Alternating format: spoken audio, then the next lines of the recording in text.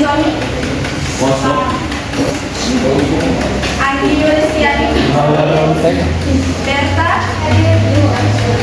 Cinta Aulia Lestari. Davina.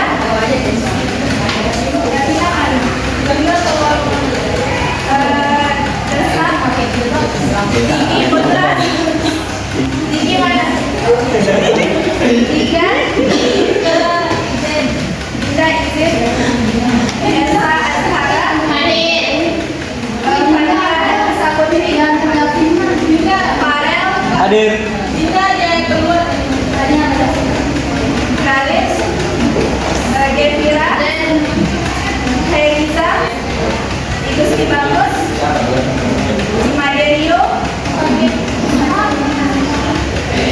Wayan India Hadir dulu. Cinta Dipiani. Hadir. Lalu Tirta Mardika. Livia Ramadhani. Hadir. MFT Fatwati. Maisani Ananda. Melisa Nurmayani. Mutiara. Nika Diana. Muhammad Citra Dewi. Nyoman Darmayati. Nyoman Citra Dewi. Ibu Ella Suci. Iwayan Sulistya. Noviantara. Nurmayani. Risma. Satya. Siti Nadiani. Jadi ada beberapa yang untuk teman-teman yang mohon perhatiannya untuk teman-teman yang hadir, kita doakan dan adanya kesembuhan hingga dapat mengikuti pelajaran kita selanjutnya. Amin. Jadi pada pertemuan sebelumnya kita sudah membahas mengenai pewarisan sifat, yaitu pada hukum 1 dan 2 Mendel dan penyimpangan semu. Kemudian pada hari ini kita akan membahas mengenai hereditas pada manusia, hereditas atau pewarisan sifat pada manusia. Di sini ada 4 tujuan pembelajaran. Kakak minta silakan baca tujuan yang pertama. Tujuan pembelajaran yang pertama menganalisis pola-pola hereditas. Saya baca tujuan menganalisis yang ketiga Menjelaskan penentuan keislaman pada manusia. dan tujuan pembelajaran yang kedua. Yang keempat menganalisis cara kerja golongan darah. Baik, itu adalah tujuan pembelajaran kita pada hari ini. Dikarenakan LCD-nya itu tidak aku tutup karena sedikit rusak. Jadi untuk PPT-nya saya kirim ke ketua kelas. Selanjutnya bisa dikirim ke ketua kelas ya. Jadi adik-adik dapat dilihat pada slide 3 yang dimana variasi sifat pada manusia. Jadi pada dasarnya semua sifat pada diri manusia itu didapatkan dari kedua orang tua, kemudian diturunkan kepada induknya. Di sini ada beberapa sifat yang diturunkan, ada sifat fisik, fisiologi dan psikologi. Ada sifat fisik,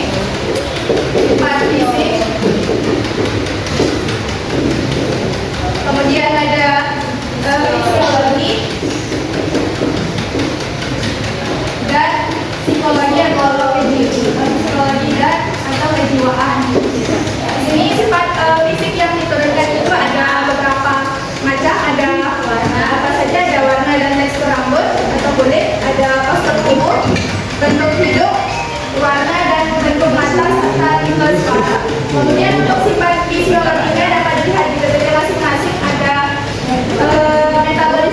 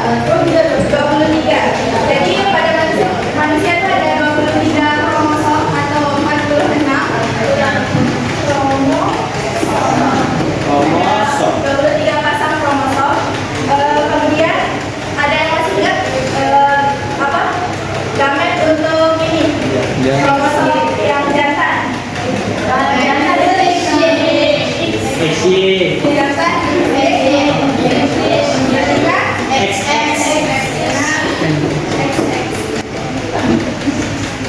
Kemudian untuk slide selanjutnya, nanti akan bersifat heterogametik. Dapat dibuka aja langsung ke slide 10, yaitu penentuan jenis kelamin pada manusia. Di sini ada dua aturan ya.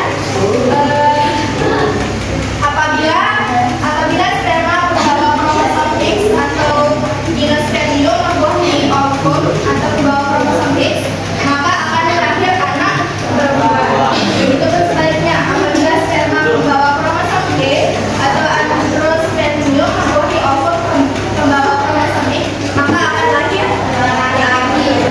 Jadi itu adalah dua acuan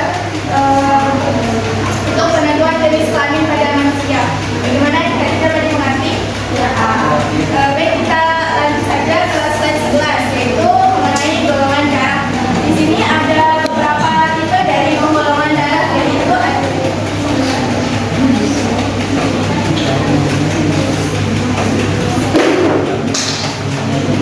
buat saja 20 menit ya.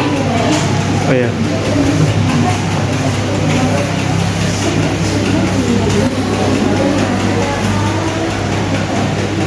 Di sini ada tiga tipe pembuluhan darah. Ada apa saja? Ada sistem ABO, sistem MN, dan sistem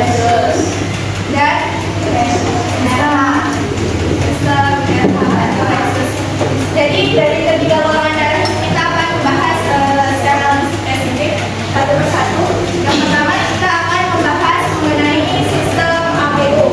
Sistem ABO ini sering juga dipakai untuk menentukan golongan darah pada proses transfusi.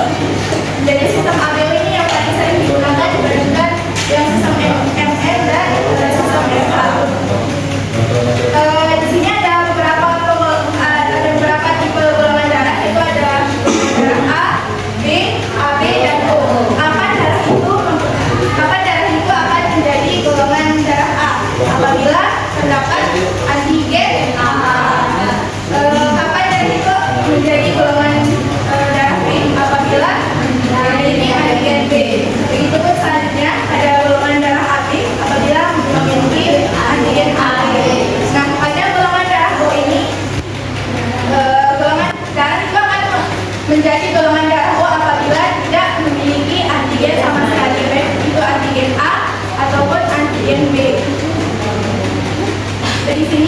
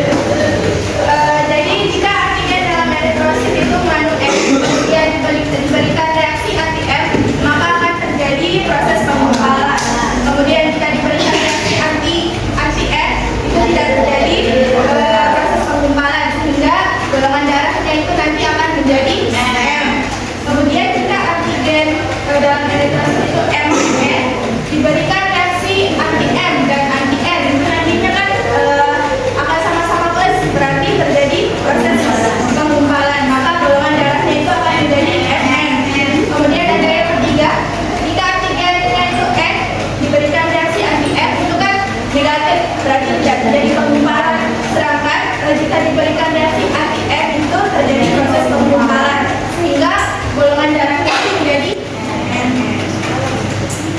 Udah berapa menit? Udah lanjut. Selanjutnya ada golongan darah yang ketiga, yaitu sistem RH atau resus. Oh bukan. Di sini ada masih sistem MS, yaitu ada genetipnya. Untuk golongan darah M ada IM, untuk golongan darah N ada IMNS, dan MN itu genetik IM. Nah baru kita masuk ke contoh soal dari sistem MN ini. Contohnya itu adalah pernikahan antara orang-orang yang bergolongan darah N dengan MN, maka akan menghasilkan keturunan dengan golongan darah. Di sini dapat diperhatikan pada slide 17. Untuk parentalnya itu ada apa saja? IN, ditambah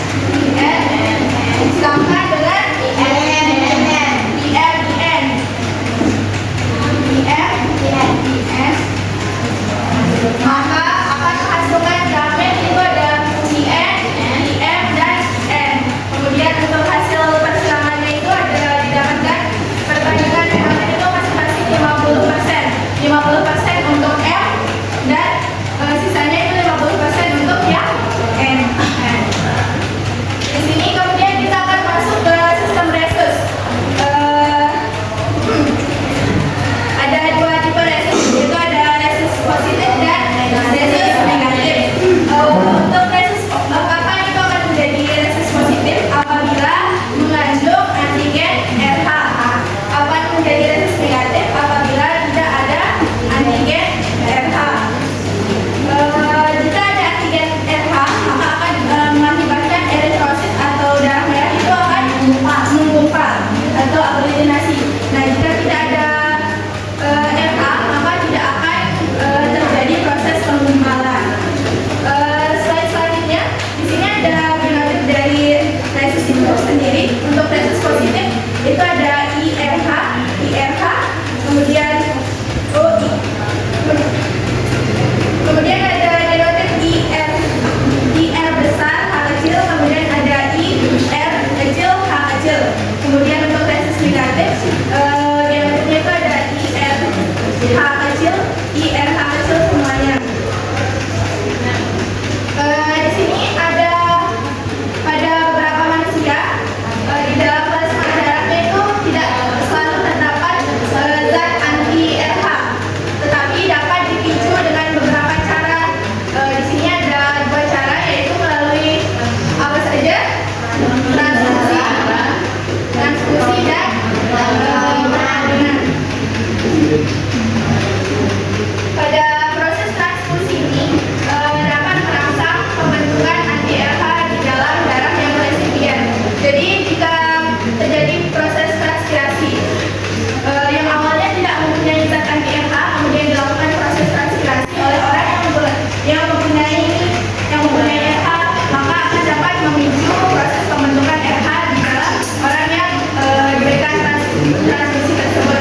Kemudian ada perkawinan. Di sini jika untuk bapaknya itu ada RH, memiliki RH resus positif, kemudian untuk ibunya itu ada resus negatif, maka kemungkinan anaknya itu akan memiliki resus atau anti RH yang mengalir ke tubuh janin yang mengakibatkan kerusakan endospermasi.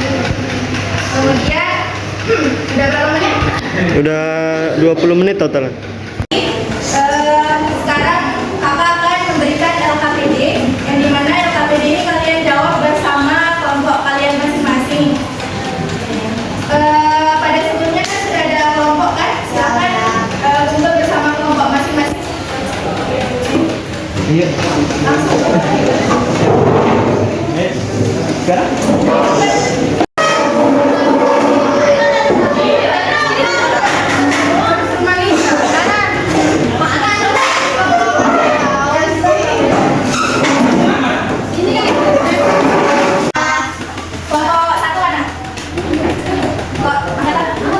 Kelompok 2, kelompok 3, 4, 5,